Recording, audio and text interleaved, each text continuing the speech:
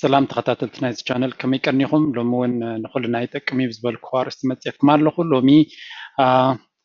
مستير كمي جيرنا أتاويتاتنا كان بنخل مستير كواي كونن مستير يخاب بزحتنا خنفلطون دالي كمي جيرو ميم سبات استفلا لي دموز ويا أتاويتات كجبرو زغولو كمي جيرو حدا سب شدش تغرشين ساعات يغفل حدا خا شدش تميت ساعات يغفل انتايو تفللي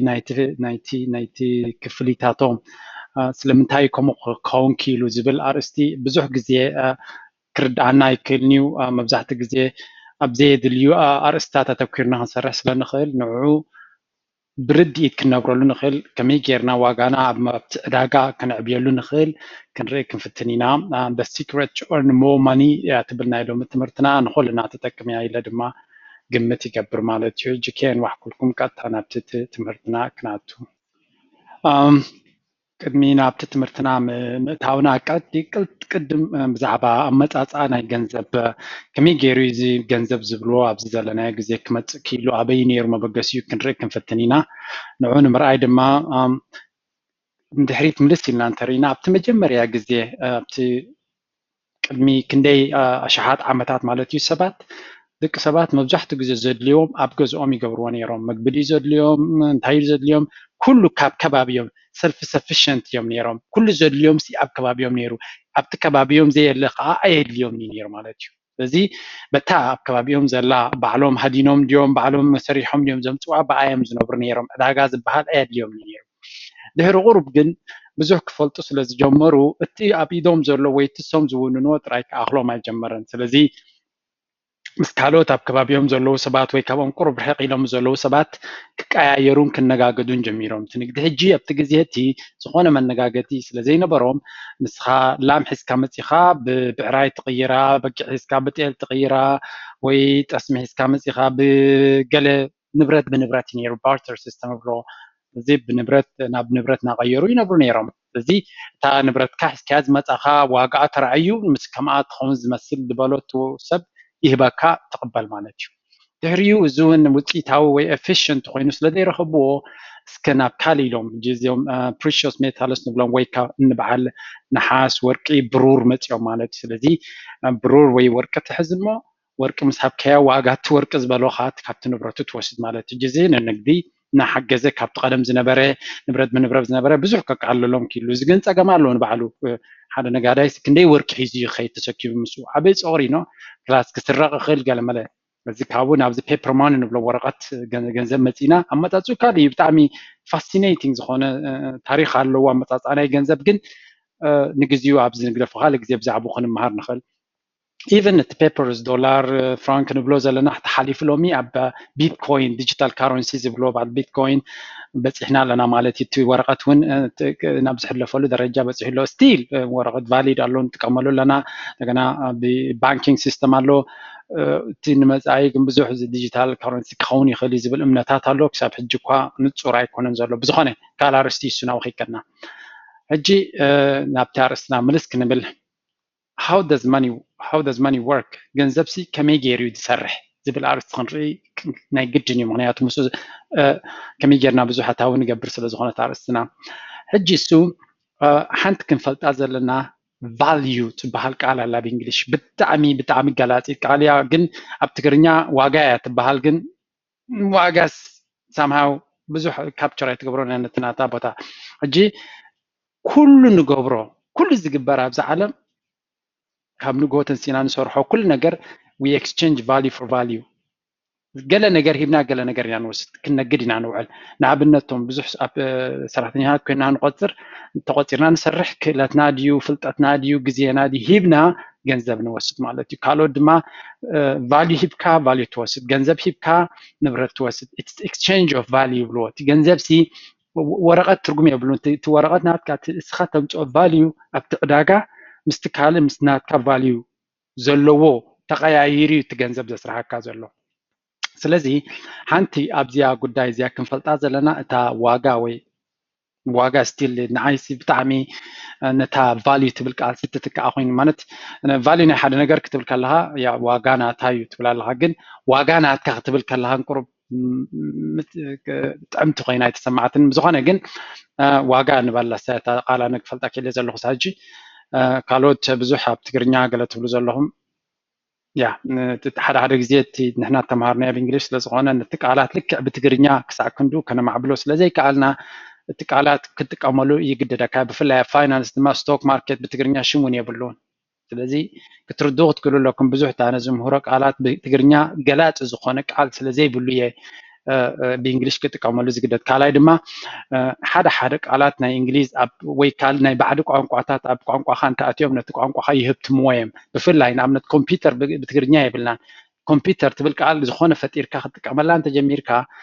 ምናልባት ክትገልፅ ኣይትኽእልን እያ እታ ኮምፒተር ትብል ግን ኣብቲ ቋንቋና ነቲ ቋንቋና ሃብቲማተላ ይበሃል ኣብ ትግርኛ ጥራይ ኮነ ኣብ ኩሉ ቋንቋታት ዋላ ብእንግሊሽ ከምሎ ብዙሕ ቋንቋታት እዩ ዝወስድ እንግሊሽ እውን ስለዚ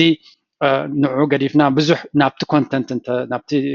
ትምህርቲ እንተተኮርና ይሓይሽ ኣነ ካብ ዝያዳ እቲ ዝኽእሎ ዘበልኩ ብትግርኛ ክገብሮ ክፍትኒ ንመለስ ናብ ትምህርትና ሕጂ እቲ ቫልዩ ማለት ኩሉ ግዜ ንሕና እቲ ናትና ክእለትና ብምሃብ ወይ እቲ ናትና ክእለሲ እቲ ዕዳጋ ዋጋ ይገብረሉ ስለዚ እቲ ንሕና ንኽፈሎ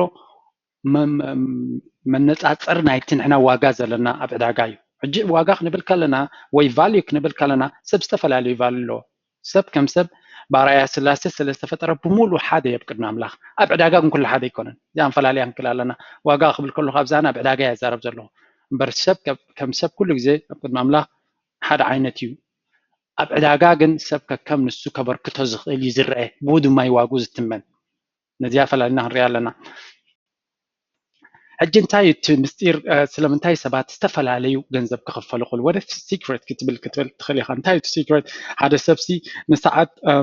7 ቅርሺ ንሰዓት ይኽፈል ሓደ $500 ንሰዓት ይኽፈል ሓደ $10,000 ንሰዓት ይኽፈል እንታይ ፍልልይ ናይዞም ሰባት እንድሕር ኢልካ እቲ ንሳቶም ከቅርብዎ ዝኽእሉ ቫልዩ ወይ እቲ ናቶም ስኪል ኤክስፐርቲስ ኖውሌጅ ኣብቲ ዕዳጋ ተደላይ ስለ ዝኾነ እዩ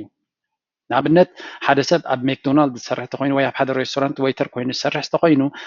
ንሰዓት 7 ቅርሺ ክፈል ይኽእል እዚ ሰብ እዚ እንድሕር ተሰሚጉ ብቐሊሉ ክትክዎ ይኽእል እዮም ካልእ ሰብ መፅኡ ነቲ ቦትኡ ሒዝዎ ክሰርሕ ይኽእል እዩ ስለዚ ቫልዩ ናይቲ ሰብ እቲ ታሕቲ እዩ ዘሎ ስለዚ ብቐሊሉ ብዙሕ ክኽፈል እውን ኣይክእልን እዩ ምክንያቱ እቲ ንስኻ ትፈልጦ ካልእ ሰብ መፅኡ ድሕሪ ሰብ ድዩ ነቲ ስራሕ ክገብሮ ይኽእል እዩ ሓደ ጠበቃ እንተወሲድና ግን ነቲ ንሱ ክህቦ ዝኽእል ሰርቪስ ተዘይጌርካዮ ክትህሰያ ኢኻ ወይ መሰልካ ክጎድለልካዮ ወይ እትደልዮ ኣይክትረክብን ኢኻ ኢንጂነር ከምኡ ኣካውንታንት ከምኡ እቲ ንሳቶም ክገብርዎ ዝኽእሉ እንተዘይጌርካዮ ወይ መቕፃዕቲ ኣለካ ወይ ክሳራ ኣለካ ስለዚ እቲ ቫልዩ ናትና ናይቲ ሰብ ስለምንታይ ክንዲዚ ይኽፈል ብካልእ ገምጢልና ንርኣዮ ሓደ ሰብ $500 ንሰዓት ይኽፈል ይኽእል ዶ ወይ $10,000 ንሰዓት ክኽፈል ይኽእል ዶ መልሲ ያ ክኽፈል ይኽእል እዩ እንታይ ዘድልየና ነቲ ንሕና ክንቅርቦ ንኽእል ተደላይነት ናትና እቲ ናትና ቫልዩ ኣብቲ ዕዳጋሲ ከነዕብየ ክንክእል ኣለና ስለዚ ከመይ ገይረ ገንዘብ ብዙሕ ክገብር ይኽእል ኣይኮናን ክንብል ዘለና ብዙሕ ገንዘብሲ ሪዛልት ናይቲ ንሕና ኣብቲ ዕዳጋ ሒዝናዮ ንቐርብ ቫልዩ ናትና እዩ ወይ ናይቲ ዋጋ ናትና እዩ ንሕና ነብስና ክንዕቢ እንተኽኢልና ንሕና ነብስና ክነማዕበል እንተኽኢልና ንሕና ነብስና ክንምሃር ተኽኢልና ገንዘብ ደድሕሪኡ ድመፅእ ገንዘብ ኣይኮነን ቅድም ዝመፅእ ስለዚ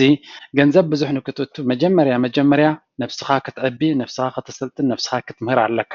ንዕኡ ምስ ገበርካ እቲ ናትካ ደረጃ ክእለት ምስ ዓበየ ገንዘብ ደድሕሪኡ ድመፅእ ስለዚ ብዙሕ ክኽፈል ተደልየኻ ፈርስት እንታይ ክትገብር ኣለካ you have to increase your value ከመይ ጌርካ ቫልዩ ናትካ ወይ ናትካ ዋጋ ወይ ናትካ ቫልዩ ከመይ ጌርካ ተልዕሎ ኣብ ዝብል ሕቶኻ ክመፅእ ናይ ግድን እዩ ሕጂ ነፍስ ቫልዩ ናትካ ክዓቢ እንድሕር ኮይኑ ቀዳማይ ናትካ ስኪልስ ወይ ናትካ ክእለት ናትካ ፍልጠት ናትካ ርድኢት ናትካ ኖው ሃው ክዓቢ ክኽእል ኣለዎ ስለዚ ሰባት ዝኸፍሉካ ዘለዉ እኮ ነቲ ናትካ ክእለት እዩ ንግዜኻ ኣይኮነ ሓደ ግዜ ንሰዓት ክንዜ ዝኽፈል ብግዜ ኣይኮንና ንኽፈል ዘለና ብክእለትና ኢና ንኽፈል ዘለና እቲ ክእለትና ኣብ ውሽጢ ሰዓት ክንገብሮ ንኽእል ገሚቶም እዮም ገንዘብ ዝቡና ዘለዉ ስለዚ እንድሕሪ እቲ ክእለትካ እናዓበየ ከይዱ እቲ ዝኽፈለካ ገንዘብካ እናዓበየ ክኸይድ ምናልባት ናትካ ካምፓኒ ነቲ ክእለትካ እናዓበየ እናኸደ እቲ ዝኸፍልዎ ገንዘብ እንተክኸፍሎ እንተዘይኪሎም ክትገድፎም ኣለካ እዚ ርዱእ ነገር እዩ ናትካ ቫልዩ እናዓበየ እቲ ካምፓኒካ ክርዮ እንተዘይኪሉ ገዲፍካዮም ኣብኡ ኮሱር ኣይኮንካ ናብ ካልኦት ከይድ ኣለካ ነቲ ቫልዩ ናትካ ክርእይዎ ኣብ ዝኽእሉ ማለት እዩ ስለዚ ኩሉ ግዜ ንምንታይ ብዙሕ ውሑድ ገንዘብ ክኽፈል ኣለኹ ስለምንታይ ኩሉ ግዜ ድኻ ኮይነ ይነብር ኣለኹ ንብል እንተኮይንና ክንሓታ ኣለና ነብስና ኣብ ዕዳጋ ኩሉ ግዜ ፌር እዩ ብኩዕ እንድሕር ኮንካ እቲ ዕዳጋ ببقعت يزخسكا حماق ندهر خوينكا بحماق يزخسكا ጭቅጭቅ የብሉ ምክንያቱ ኣብ ዕዳጋ ከይዱ ሰብ ክገዝእ ከሎ ዘዋፅኦ እዩ ዝገዝእ ብሰበይ ሰብካ ሓደ ግዜ ክገዝእ ክእል ግን ብዙሕ ግዜ ብደዋፃና ምስ ናትና ክእለት ብዝኸይድ ኢና ንገዝእ ስለዚ ኣብ ዕዳጋ ምሕሳብ ዝበሃል የለን ከመይ ጌርና ክእለታትና ክንዕቢ ንኽእል ኣብ ዝብል ንኣብነት ቅድሚ ሕጂ ሓንቲ ቪድዮ ገይረ ነረ ከመይ ጌርና ክንመሃር ንኽእል ንዝብል ተንኪፍያ ነረ ዝተፈላለዩ ዲጂታል ፕላትፎርምስ ኣለው ወይ ኣብኦም ኬድና እቲ ንደልዮ ዓይነት ስኪል ኣብቲ ንሕና ክንዋስሉ ኣብቲ ንሕና ክንዕወተሉ ንኽእል ኢና ኢልና ንኣምነሉ ቦታ ኬድና ክንፃወት ኣለና ወይ ክንወዳደር ከለና ንዑ ክነማዕብሎ ከለና እሱ እንተማዕቢሉ ብርግፅ እዩ እቲ ገንዘብ ነድሕሪኡ ክመፅእ ስለዚ ኣብ ነፍስና ኩሉ ግዜ ካልይቲ ድማ ሓንቲ ነጥብ ኣገዳሲት ዘላ ኣብዚኣ ዘላ እንተሪኢኹማ learn to work on yourself than your job ሓደ ግዜ ኣብ ሜክዶናልድ ትሰርሕ ከለካ ከመይ ጌርካ ብቅልጣፈ ነቲ ሳንድዊች ክሰርሖ ትኽእል ፅቡቅ እኳ እንተኾነ ብዛዕባኡ ጥራይ ፎከስ ምግባር ግን ጌጋ እዩ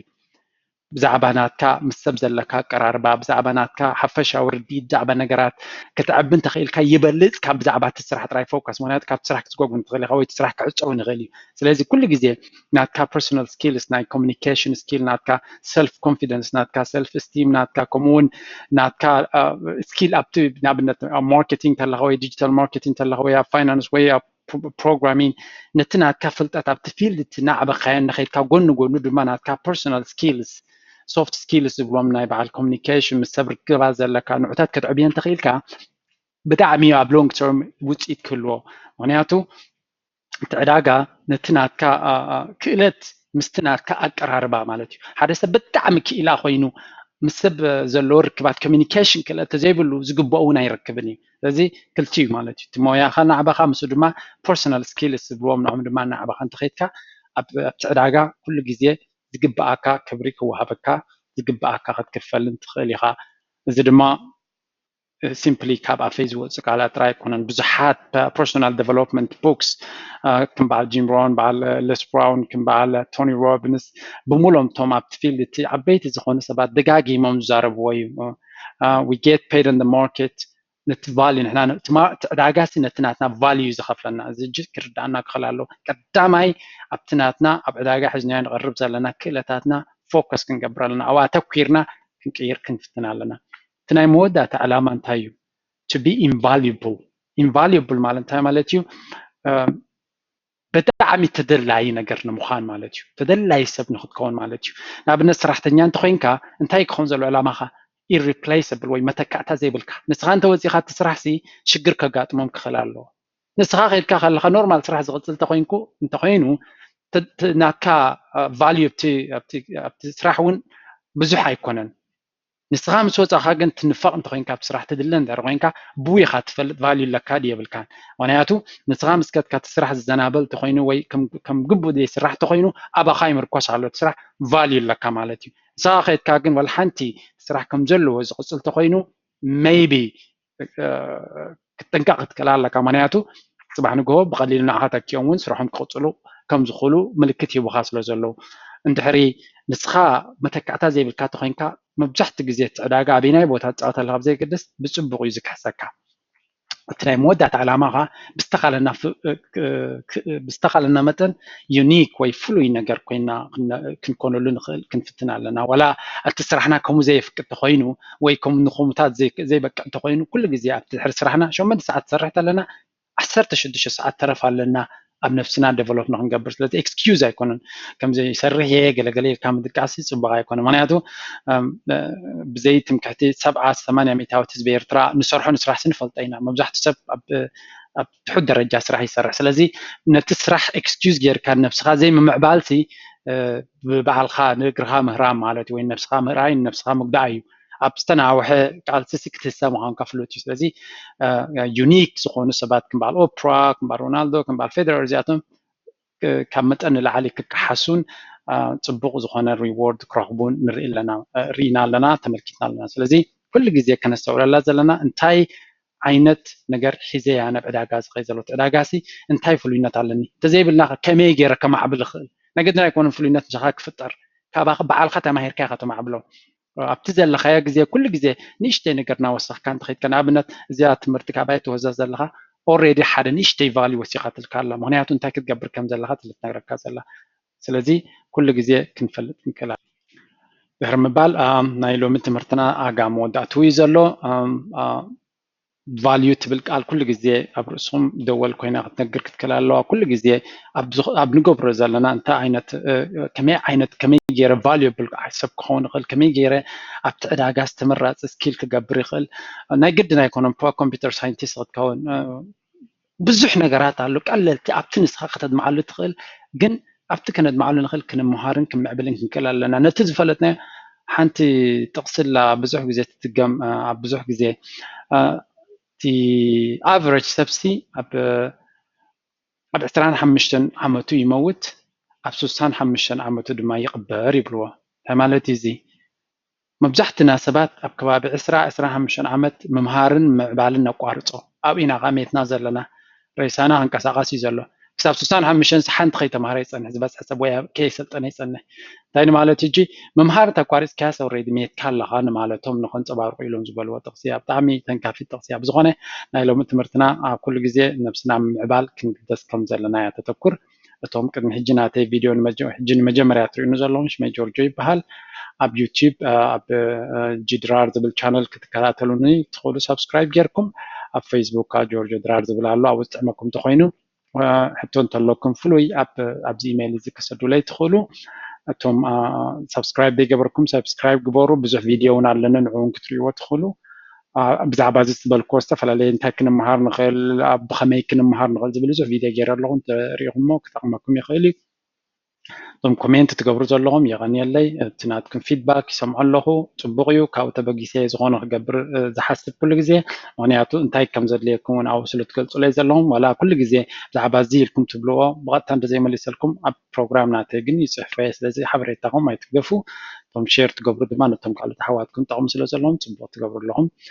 ድሕሪ ምባል ናይ ሎሚ ቪድዮና ኣብዚ ወዲና ኣለና ድሓን ቀኒዩ ብካልእ ክሳብ ዝመፀኩም ቻው